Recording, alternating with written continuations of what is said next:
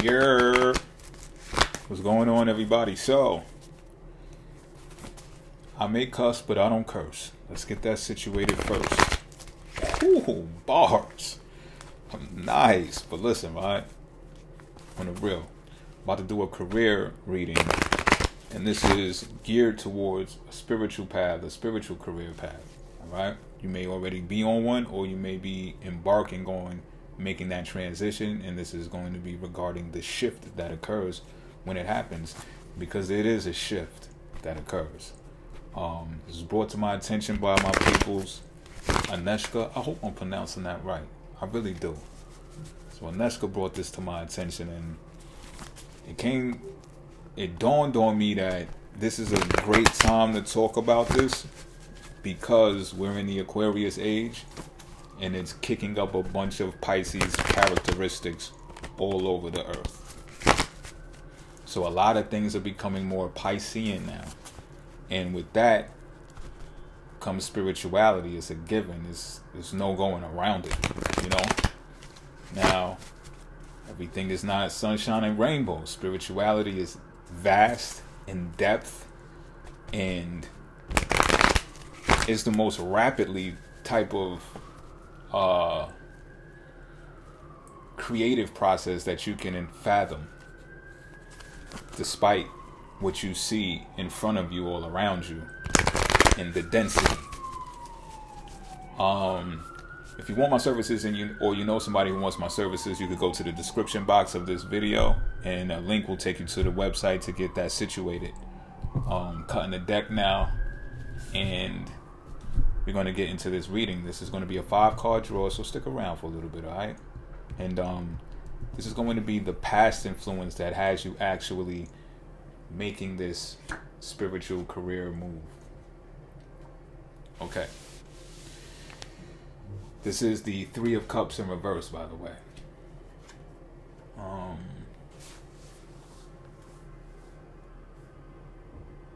Okay, so what has happened here is you were in a social environment that people, or where should I say, people like to speak about other people. And what that does, it doesn't do much for you.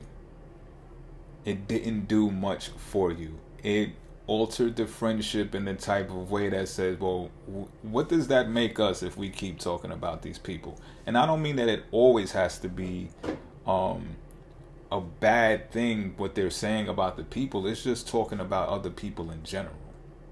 You understand what I'm saying? But the continuation of talking about people always seems to excel into talking about the bad stuff about people. Whether it's celebrities in the news, in the columns, this, that, and the third. It's just like, not this shit again. Like, why are we still doing this? And you may have not have been vocal about that shit to them. You might have just been tolerating it because those are your fucking friends. You know what I'm saying? And then you'll see people say like, yo, if that's really your friend, you don't give a fuck if they say this, that, and the third about you because you my friend. And it's just like, well, wait a motherfucking minute. Don't I get to decide if that's true? Do I get to grow and say, well, you know what? Kind of had it up to here with this shit. And not only that, right? Because I'm putting a twist of a dramatic flair on that. We got that part. But these are things that are emotionally rooted and emotionally motivated. And when you're dealing with that, emotions, they're expected to be repetitive because the moon rules over emotions and it's the fastest moving celestial body in the orbit. So you see no end to this, but you feel, and you've had some third eye clairvoyant shit going on that tells you out of the bunch, look, this social life sucks, just keeping it a beam, and it's time for some type of change. And the more that things are communicated is the more that you understand it, understand it, is the more that you understood the need for this change. Okay, that's what got you spiritually inclined and ready to go in the past. That's what influenced you. We're going to draw a card right now to find out what influences you in the present time. the Eight of Swords in reverse. So we got a 3 out there, we got an 8. This is an evolutionary process so far. And it goes to 11 when you add them. 1 and 1. Combine those, you got a 2. You may meet somebody, or you may have met somebody, or you're faced with a decision if you're going to meet somebody, or if you're going to stay with somebody. But before we get into that, let's just get into the pictory part.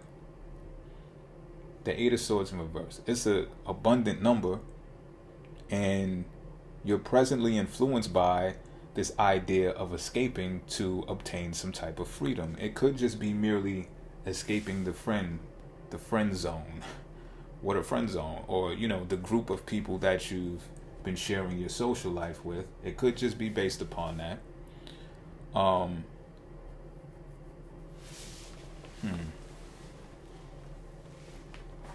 The way that you'll be able to confirm if it's just that is if you find solutions for your irritability in that social group by what you're presently motivated by on the spiritual path. Okay? Now, if this brings you more options is a very vague word. I don't know what they entail. But if it brings you more options, you're presently motivated or influenced by that as well, because you're developing this I can system based upon this career shift.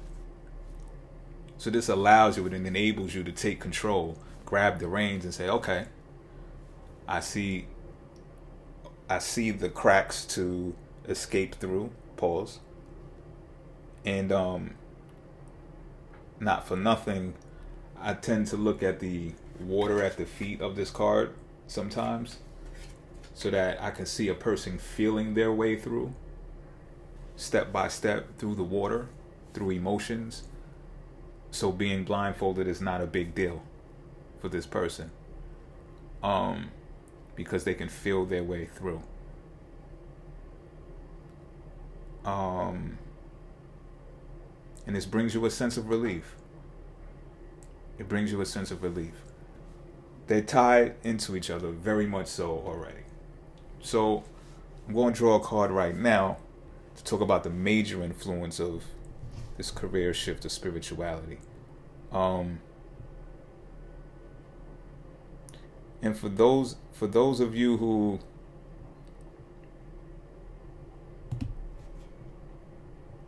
I'm getting the feeling that I'm reading for people who are actually making the shift, not for people who are already in the spiritual field.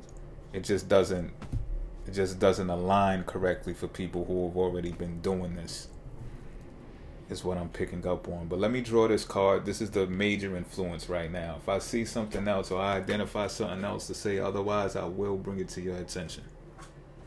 So we got another 3 out here, but this is the 3 of Pentacles in reverse. So, okay, this shit is like right here. The communication, look, like this looks to me like the same group, just different element. Okay? And the major influence is being communicating with these people again. Now, it could just be one at a time. It could be different groups of 3s at a time.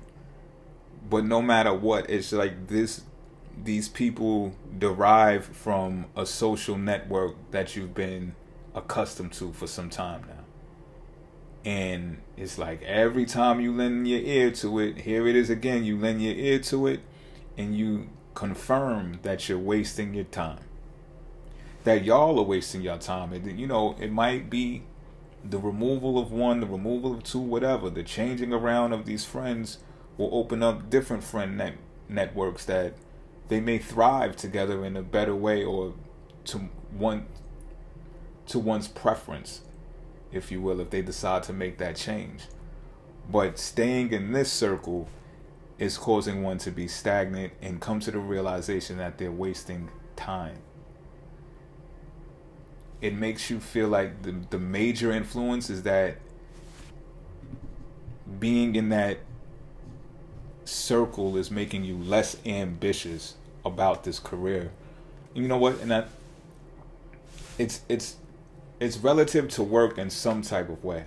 So it's either making you less ambitious of embarking on the career, because perhaps the communication is just so what it always was and what it used to be, that you're just like, man, no matter what I do, or no matter what new shit I start, no matter if I even tell them like, yo, I'm doing something different, the conversation is just going to be this way.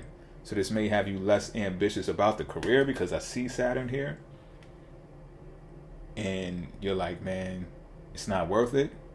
You feel disappointed by it, or that's the catalyst to empower you to take the career and channel your desire into it, should you feel desire about it. It's kind of up in the air at this point, to be real. Let me do some numerology. Okay, I said that, and we're at 2 right now from doing the math. Something's going to change, because we're at 5 now, and this is going into an evolutionary process some more. So it's either going to be changes that's going to be made revolving around this group. I'm getting, if it's no teamwork involved, the change is going to be to separate from this group. However, if some action is taken within this group to validate what your concern was, then you can remain with this group and still do your thing. So it shows me that you're willing to reconcile differences, or point out each other's, I don't know, maybe flaws or just disruptions in each other's lives, or something along those lines, to where you can be vocal about it and you can come to some term of agreement. That's what the major influence is right now. But let's see what the advice is, because it seems kind of up in the air right here. The High Priestess. This is a Pisces card. This is a moon card. Well, for those of you who know the High Priestess card, I really don't have to do any elaborating on what the advice is. I'm going to do it anyway. So I said we was up to a 5. Some changes is going to be made. The advice is to go into mystery school. Flat out.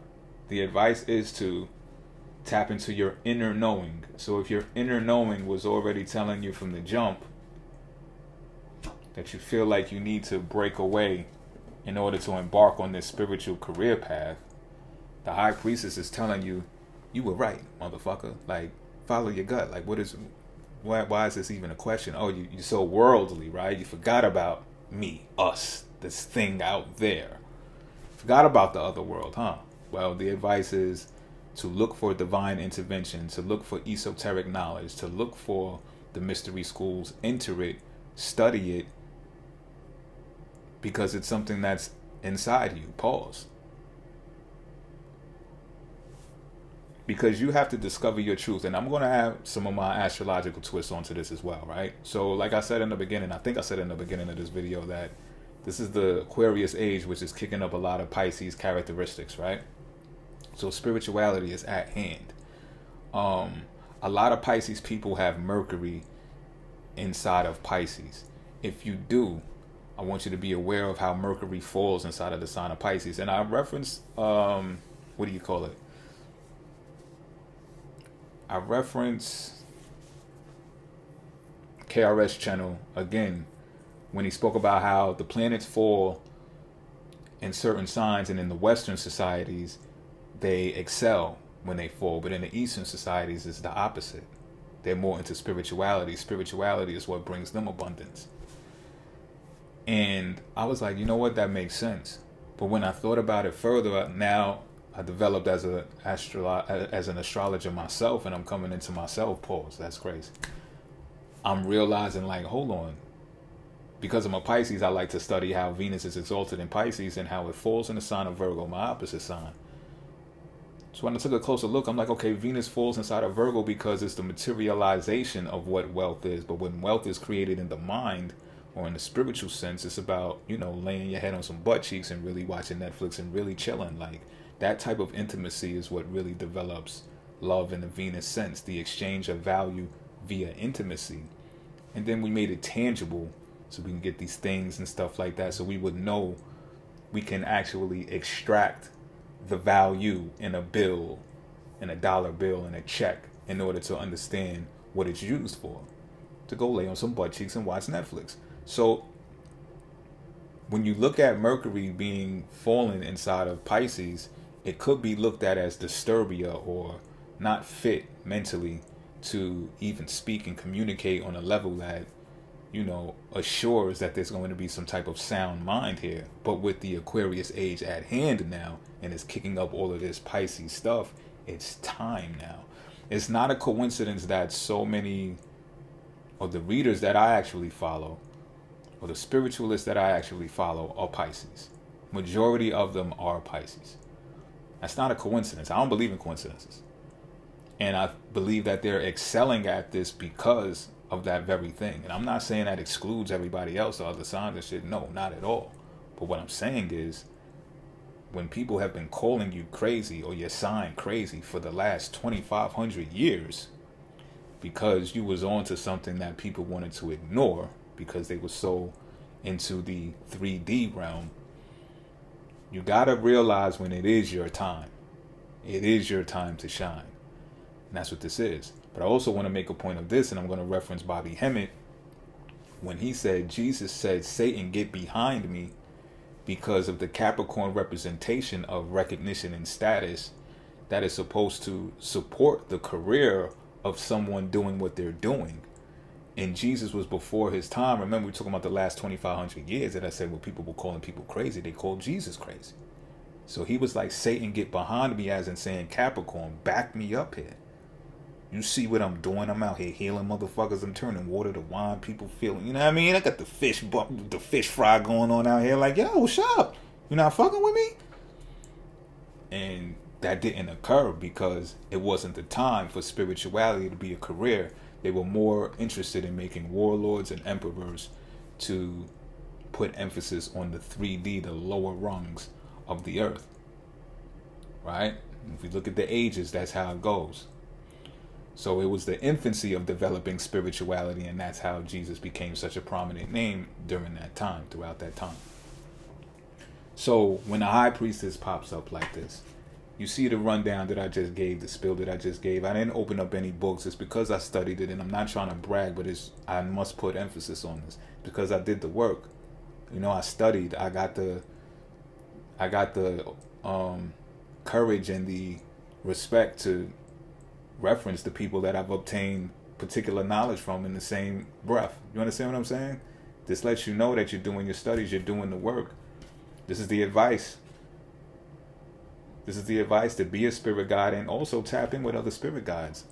I still watch tarot to this day. And you got to be prepared to discover things.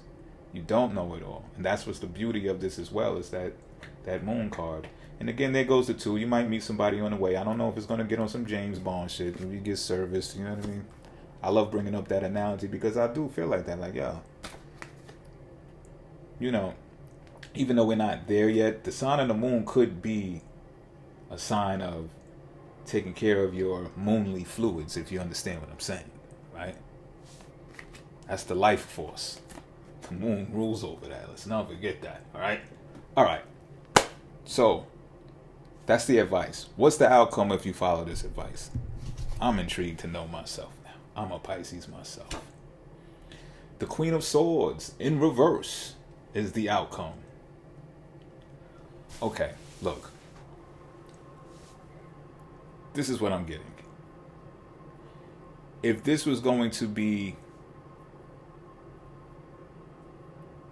I don't get that this... Okay.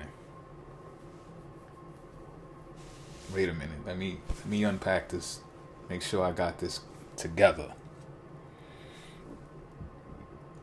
Because the Queen of Swords is a authoritative figure, this is how it's going to go. This could be you, Pisces. This could be us. This could be us getting gossipy. I'm not leaving it out of the cards. It's what I see in the cards. This could be us being malicious, telling lies, being biased. But the way that you'll be able to confirm is this, if this is you or not, is if you're miserable. If you're happy and you know it, clap your motherfucking hands. It's not you. This is someone else, and this, not for nothing, this may be someone else who rises in power, or who already has this power and says, you know what, I've been watching so-and-so, I've been seeing how they work, I don't like them. This might even be your competition, or it just might be a media outlet, or someone that's involved with blogs and vlogs, and they like, yo, and they start spewing lies, and they start saying, well, that's not true spirituality, and they're not doing it correctly, they're not doing it the right way, but these people are not spiritual at all. And this is why I'm leaning more towards it being somebody else, because why would the swords get into your affairs of the cups? Especially of the affairs of the high priestess, when that was just previously the advice card. I don't see how you would then have the outcome of turning into someone who is malicious and being gossipy and telling lies if you're embarking in a spiritual career. Because what do you these stories that I tell, they're general stories. They only get personal when certain cards come out, and I'm just still talking to a wide audience. I'm not doing a one-on-one personal reading doing this. Why do I have the reason to lie and gossip about anybody when doing a reading? Now, if this expands outside of tarot, I don't see astrologers doing that. If you're doing yoga, I don't see how. Well, okay, I mean, them yoga pants is something else, maybe, but you know, other avenues of spirituality, I just don't truly, that's not what I'm feeling here. I'm not trying to bias this because I'm a Pisces either, but I'm just not feeling how a Pisces would just go directly into this after entering mystery school. It just doesn't add up. So, be on the lookout for someone who has some type of powerful position when it comes to talking, and they try to turn and tarnish your image, and try to pit you against maybe the other tarot readers or the other astrologers, etc., etc. You make it fit the way it's supposed to fit. Pause. What I'm going to do in addition to this is I'm going to draw a crystal card from my crystal deck and give us some more insight into what we already discussed, and we can parallel this and connect it, correlate it the way that we must in order to bring some further understanding. How that sound? Sound good? I hope so. So, not taking those, I'm not even picking them back up right now. Taking that one. Flew out by itself. This came out earlier.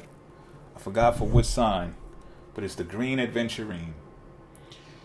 This is about prosperity, fortune, and opportunity. Known as the good luck stone or the stone of opportunity, Adventurine is used to attract abundance into your life. It propels growth, not just physically, but also personally, presenting learning opportunities for your soul's evolution.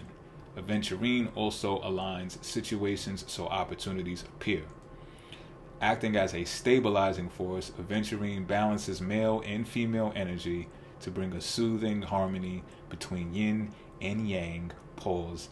Aventurine can also attract love, complementing the heart chakra and resolving lingering emotional issues. This is an Aries and Mercury crystal. So, with that being said, I'm going to leave that here. Until next time.